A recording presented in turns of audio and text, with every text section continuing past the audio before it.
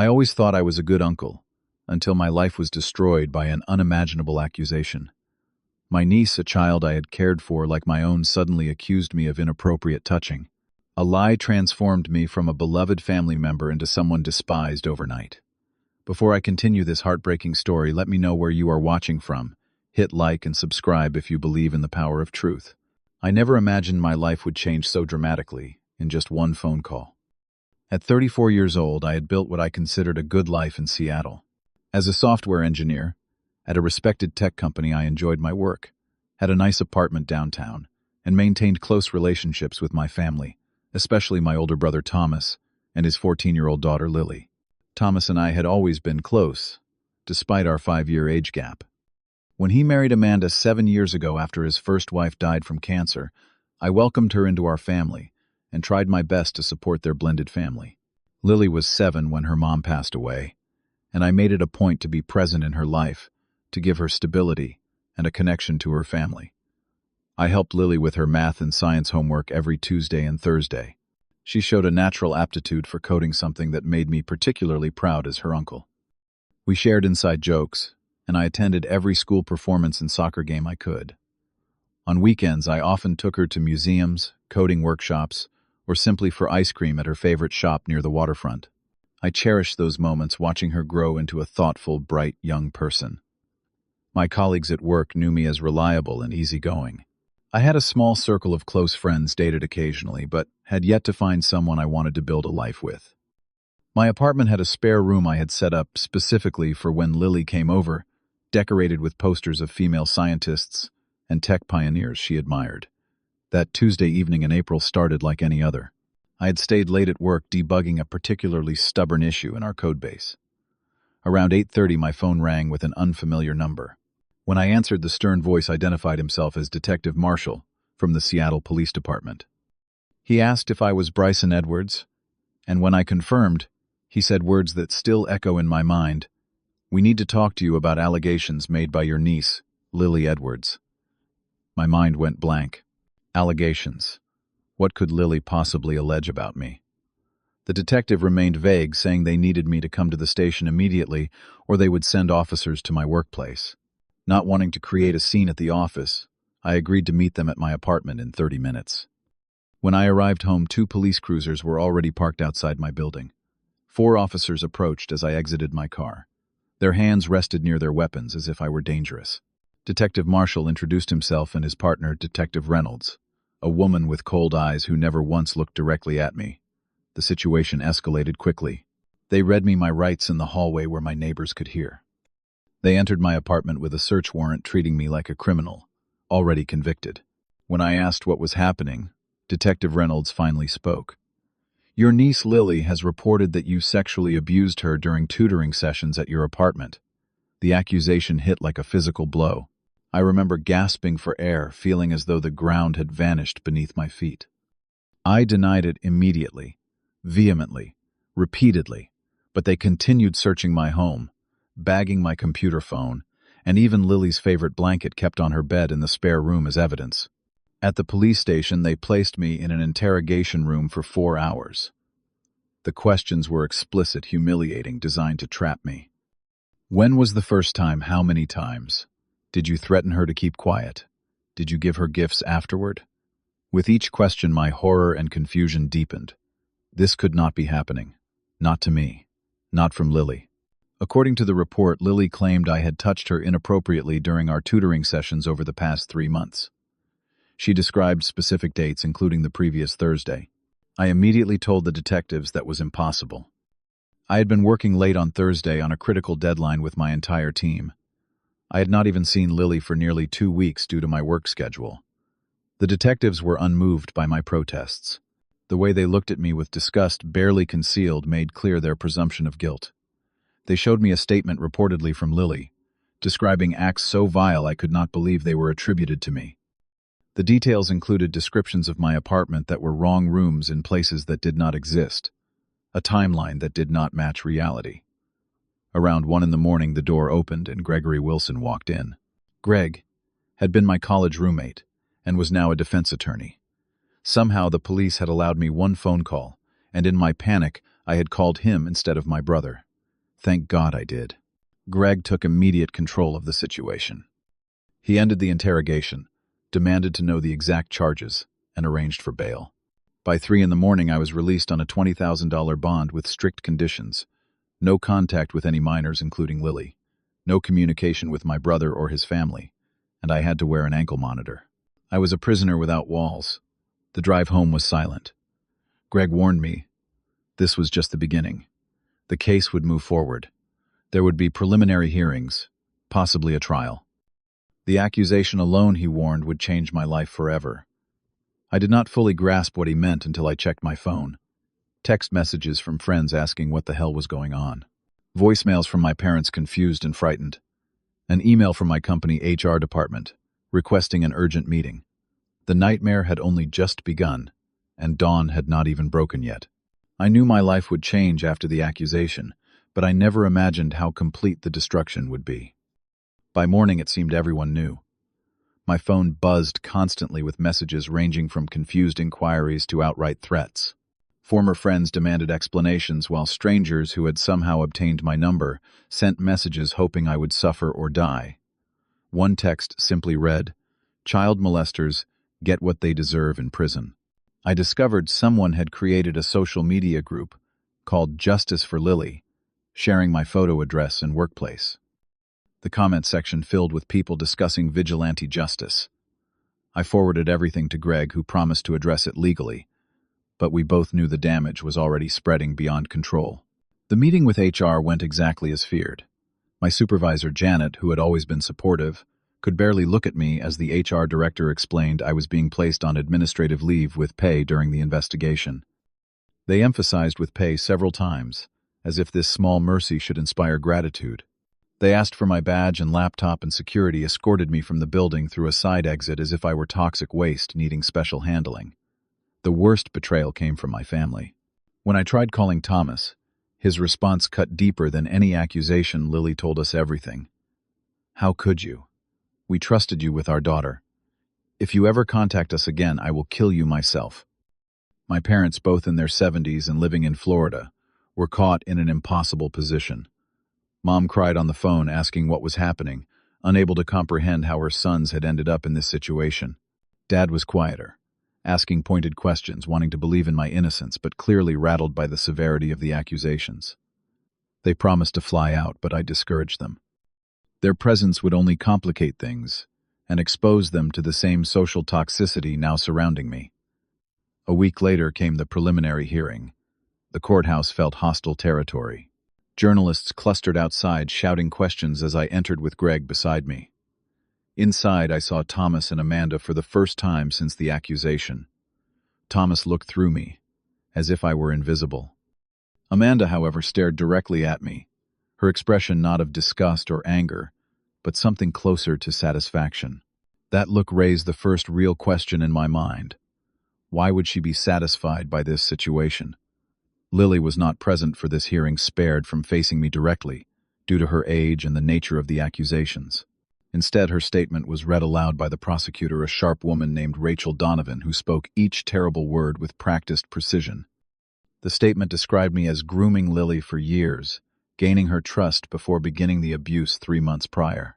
It detailed a specific layout of my apartment that was factually incorrect and described abuse occurring in a basement room, despite my apartment being on the 11th floor of a high-rise building with no basement access. Greg noted these discrepancies, but the judge seemed unmoved. The prosecution brought forward Dr. Patricia Fleming, a child psychologist who had interviewed Lily. Dr. Fleming testified that Lily displayed classic signs of abuse trauma and that children rarely fabricate such detailed accounts. When Greg attempted to question the inconsistencies in Lily's description of the location, Dr. Fleming suggested these were common memory distortions in trauma victims that did not invalidate the core accusation. The judge ruled there was sufficient evidence to proceed to trial, scheduled for 3 months later. As we left the courthouse, a woman spat at me, her saliva landing on my shoe. Security did nothing. This, I was learning, was my new normal. The weeks that followed brought a complete unraveling of my life. Sleep became impossible without medication. I lost 15 pounds in the first month. My apartment, once a sanctuary, now felt like a prison, where I jumped at every sound, fearing vigilante justice from some stranger who had seen my face online. I moved my mattress to the floor in the hallway away from windows where I imagined someone might shoot me from a neighboring building. My bank account dwindled rapidly. Legal fees mounted, and while I was technically still employed, I knew it was only a matter of time before the company found a reason to terminate me completely. Greg, to his credit, had reduced his normal rates, but even so, quality defense was expensive. The isolation was perhaps the worst part. People I had considered friends for years disappeared entirely. Neighbors avoided the elevator if I was in it. Delivery drivers left packages in the lobby rather than bring them to my door. I existed in a bubble of untouchability, marked as something monstrous. The local newspaper ran a story about the case, not naming me directly due to legal concerns, but including enough details that anyone in my community would know exactly who they meant. The comment section filled with people discussing what should happen to child abusers, each suggestion more violent than the last. My life had become a waking nightmare from which there seemed no escape. I began having thoughts I had never experienced before. Dark thoughts about ending the pain permanently. One night, sitting on my balcony, 11 stories up, I found myself calculating the time it would take to hit the ground. The only thing that pulled me back was Gregory calling at exactly that moment, checking in, as he had taken to doing each evening. In my darkest moment, I confessed these thoughts to him. His response was not the generic reassurance I expected. Instead, he said something that changed everything. Innocent men do not kill themselves when they have the power to fight back. If you jump, you let them win, and you validate every lie they have told about you. I need you alive to help me prove them wrong. For the first time in weeks, I felt a flicker of something other than despair. Not quite hope, but perhaps its prerequisite, determination. If I could not live for myself right now, I could at least live to prove the truth. That conversation with Gregory marked a turning point. Rather than passively enduring the destruction of my life, I decided to actively fight for the truth. The next morning, I called Greg with a new resolve in my voice. We needed to stop playing defense and start investigating. The first breakthrough came from my work records. The dates Lily claimed the abuse occurred included 3 Thursdays when I had been working late with my entire development team. Our secure building required keycard access after hours, creating an electronic record of my presence. Additionally, our project management software tracked my code commits time-stamped until well past 9 each of those evenings. Greg immediately filed for these records to be admitted as evidence. The prosecution attempted to argue that these only proved I was at work earlier in the day, not for the entire evening, but we had more. The company's security cameras showed me at my desk during the exact times Lily claimed I was abusing her at my apartment across town. It would have been physically impossible for me to be in both places. While this evidence was compelling, we knew it only disproved specific instances, not the entire accusation. We needed more. Greg hired a private investigator named Daniel Parker, a former police detective with a reputation for thoroughness. Daniel began by examining my movements during the 3-month period in question, building a comprehensive timeline using credit card records, phone GPS, data security camera footage from my apartment building, and witness statements from colleagues. A critical piece came from the convenience store near my apartment. I stopped there almost every evening on my way home from work, a habit I had maintained for years. The owner, Mr. Patel, not only remembered me as a regular customer but had security footage archived, showing me making purchases at times that directly contradicted Lily's timeline of events. Meanwhile, we began investigating why Lily would make such accusations in the first place. Daniel discovered through school records that Lily had recently been caught in a serious lie at school, claiming a teacher had deliberately failed her, when in fact she had not submitted several major assignments. The school counselor noted behavior changes in the months leading up to her accusation against me.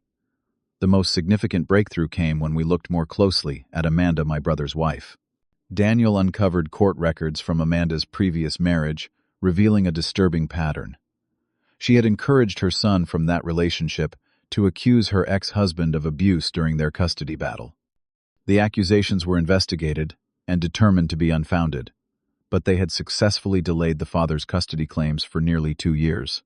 I had never been particularly close with Amanda, but I had not realized she actively disliked me. Through interviews with mutual acquaintances, Daniel discovered that Amanda and I had briefly attended the same college, where I had apparently dated a friend of hers. The relationship ended badly, and Amanda had harbored resentment toward me even before she met my brother. She had hidden this connection when we were introduced years later. Most damning of all, Daniel managed to obtain text messages between Amanda and Lily through a forensic analysis of Lily's phone records. The messages revealed a calculated effort by Amanda to coach Lily on what to say. In one exchange, when Lily expressed doubt about going forward with the accusation, Amanda replied, "Remember what we talked about. This is the only way to get what we want. Just stick to the story." As the trial date approached, we gathered statements from Lily's teachers, friends, and even her school counselor about changes in her behavior and statements she had made. One of her friends admitted that Lily had confided she was afraid of getting in trouble about something but would not say what. The school counselor noted that Lily had become increasingly withdrawn and had asked theoretical questions about what happens when adults lie about serious matters. The trial began on a Monday in August. The courthouse was packed with spectators and media. The prosecution presented their case, first relying heavily on Lily's testimony and expert witnesses who spoke about child abuse patterns. Lily took the stand, avoiding eye contact with me, as she recounted the same story from her statement with some notable additions and changes that Greg carefully noted. When it was our turn, Greg methodically presented our evidence. He started with the time-stamped records and security footage establishing my whereabouts during the alleged incidents. He presented the architectural plans of my apartment building, demonstrating the physical impossibility of the basement room Lily had described. He brought forward Mr. Patel and several of my co-workers who confirmed my whereabouts. The momentum shifted dramatically when Greg called Amanda to the stand. Initially confident, she became increasingly defensive as Greg questioned her about her previous marriage and the similar accusations she had encouraged. When confronted with the text messages between her and Lily, her composure cracked entirely. The defining moment came when Greg questioned Lily again. Rather than being accusatory, he was gentle, asking her to explain discrepancies in her story. He showed her photos of my actual apartment layout compared to her description. He showed her time-stamped photos of me at work, during times she claimed I was abusing her. With each question, her responses became less certain. Finally, Greg asked her directly, "Lily, has someone told you to say these things about your Uncle Bryson?" The courtroom went silent. Lily's eyes darted to where Amanda Saturday. Then in a barely audible voice she said, "Mom said it would help us get a bigger house away from Dad's family. She said Uncle Bryson could afford it and nobody would really get hurt." The prosecutor objected immediately, but it was too late. Lily began crying, then sobbing, admitting through tears that none of the accusations were true. Amanda had coached her on what to say, promising that they would get a large settlement move to California and have a fresh start. She had manipulated Lily's lingering grief over her mother and teenage desire for a different life. The case collapsed that afternoon. The judge dismissed all charges against me and ordered an investigation into Amanda for witness tampering, perjury, and child psychological abuse. Thomas sat in shocked silence, his world crumbling around him just as mine had months before. As the judge announced my exoneration, I felt no triumph, only a profound exhaustion. The truth had finally emerged, but at what cost? The dismissal of charges was only the beginning of my journey toward justice and healing. Walking out of that courthouse as a free man, legally cleared of all accusations, should have been a moment of pure relief. Instead, I felt hollow. My innocence had been proven, but my life remained in shambles. My reputation, career, relationships, and sense of security had been shattered. A legal vindication could not erase months of trauma and public vilification. My brother Thomas approached me outside the courthouse. His face showed the complex mixture of relief that I was innocent and devastation at his wife's betrayal. He attempted an apology, stumbling through words that seemed inadequate for the magnitude of what had happened. "I did not know what to believe," he said. "She was so convincing and Lily seemed so traumatized. I should have known you better. I should have questioned more. I wanted to forgive him instantly, to embrace my brother and begin healing our relationship. But something had broken between us that could not be quickly mended. I told him I needed time." The ease with which he had believed the worst about me, his unwillingness to even hear my side, had revealed a fundamental weakness in our bond. I did not hate him, but I could not simply pretend the betrayal had not occurred. Amanda faced serious legal consequences. She was charged with multiple felonies, including suborning, perjury, witness tampering, and child psychological abuse.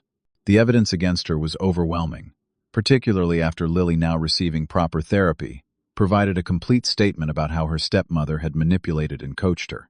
Amanda eventually accepted a plea deal that included jail time and the permanent loss of any custody rights to Lily. With Gregory's guidance, I filed a civil lawsuit against Amanda for defamation, malicious prosecution, and intentional infliction of emotional distress. I also included claims against the police department for their mishandling of the investigation, particularly their failure to verify basic facts like the layout of my apartment and my documented whereabouts during the alleged incidents. The civil case never went to trial. The insurance companies representing the various defendants saw the overwhelming evidence and the potentially massive jury award I might receive. They negotiated a settlement that, while not making me wealthy, provided substantial compensation for my lost income, legal expenses, and the immeasurable damage to my reputation and mental health. My return to work was awkward at best. The company had publicly supported my reinstatement with a formal apology, but the day-to-day reality proved more complicated. Colleagues who had once been friends now maintained a careful distance. Conversations stopped when I entered break rooms. My professional reputation had suffered through no fault of my own, and despite the official exoneration, whispers and doubts lingered. After 3 uncomfortable months, I used part of my settlement money to start my own software consulting firm. I chose to specialize in creating security and verification systems, finding a strange symmetry in building technology that could help prevent false accusations by verifying locations, timestamps, and digital footprints. The work became not just a career, but a kind of therapy, transforming my trauma into something potentially helpful for others. I also established a small foundation called Truth and Justice, dedicated to supporting victims of false accusations. Through this work, I connected with others who had experienced similar nightmares. Their stories both haunted and comforted me, reminding me I was not alone in this particular kind of suffering. Together, we advocated for reforms in how accusations are investigated, emphasizing the importance of due process and the verification of basic facts before lives are destroyed. My relationship with Lily evolved in unexpected ways. After months of therapy, she reached out through Thomas asking to see me. Our first meeting was facilitated by her therapist in a neutral setting. Lily, now 15, and carrying a weight of guilt beyond her years, struggled to look me in the eyes. When she finally did, her apology came in a flood of tears and broken sentences. I made the conscious decision to forgive her. She had been a child manipulated by an adult she trusted, caught in circumstances beyond her control or full understanding. Holding anger toward her would only perpetuate the cycle of pain Amanda had created. Our relationship would never return to the easy closeness we once shared, but we established a new, more careful connection based on hard-earned wisdom and forgiveness. Thomas and I rebuilt our relationship slowly, carefully. We attended family therapy together, working through the complex emotions of betrayal, forgiveness, and the shared trauma of Amanda's manipulation.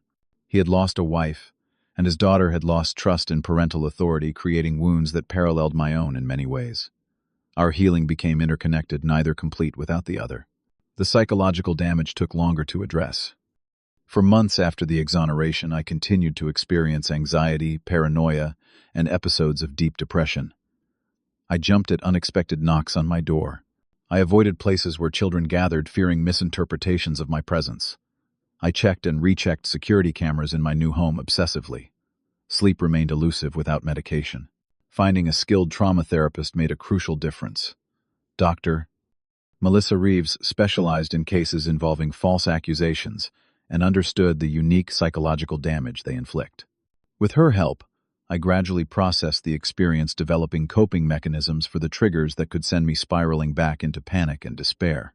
2 years after the accusations, I met Sarah at a legal conference where I was speaking about my experience and advocacy work. As an attorney specializing in family law, she understood the complexities of my past without being frightened away by them. Our relationship developed slowly, built on a foundation of careful communication and respect. When we married a year later, it represented not just a new chapter in my life, but a testament to the possibility of complete healing. The legal system that had failed me so dramatically became a focus of my advocacy work. I learned that my case was far from unique. False accusations, while not common, occurred frequently enough to demand better safeguards. I testified before state legislative committees about the need for balanced approaches that could protect genuine victims while preventing the weaponization of accusations. The most profound lesson from my ordeal was not about the justice system or human malice, but about resilience. I discovered strength within myself I never knew existed, a capacity to endure unbearable circumstances and emerge not just intact, but somehow wiser. The experience stripped away superficial relationships and values, leaving only what truly mattered: integrity, truth, and the capacity for both justice and mercy. I still carry scars from those terrible months. Certain triggers can transport me instantly back to that interrogation room or the hostile courtroom, but those moments grow less frequent and less powerful with time.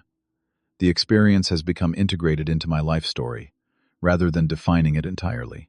Have you ever faced a moment when your entire world collapsed based on something untrue? How did you find the strength to rebuild? Share your experiences in the comments below.